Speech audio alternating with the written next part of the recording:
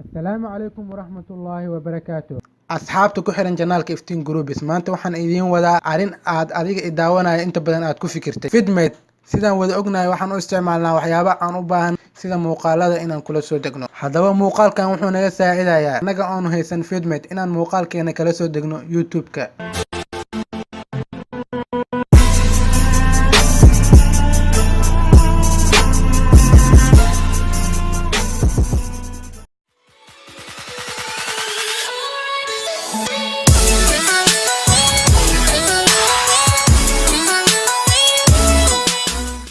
asxaabta ku xiran janaalka ugu horreyn waxaad tegaysaa YouTube-ka ayaa tegaysaa YouTube-ka meesha ku qoran tahay ku dhufanaysaa fiidiyowga aad u baahan tahay inaad la soo degtid. Aniga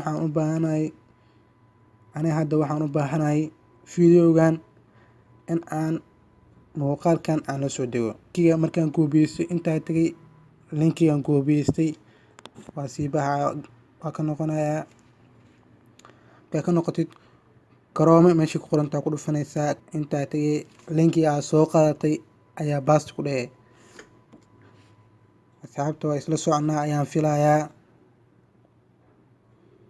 barnaamijka sidan YouTube-kii ayuu kugu soo celinayaa, sidan ayuu ku dhex keenayaa. linkii aad soo dhigtay ayaa saas ugu dhufanaysaa. linkiga markaa ku dhufatid sana u soconay geeska meeshan YouTube-ka ma YouTube ugu dambeysa https //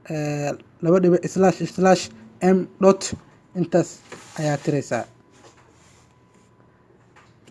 intaas ayaa tiraysaa asxaabta. meeshaas waxaa ku bedelay ss ku bedelay enter ayaa dhahaysaa.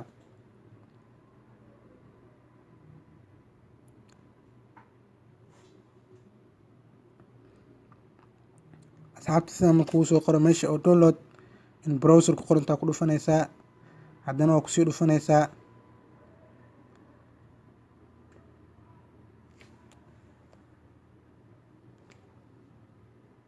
sida u jeedin barnaamijka waa iisoo degooya. hadda asxaabta sidaa markii uu nii soo noqdo barnaamijka waa ku dhufataa dalkaasa. barnaamijkii caadi ayuu iigu shaqeynayaa. asxaabta hadda mobilkii ka dhex fiiriyo muuqaalkii hadda aan soo dejistay waa kana.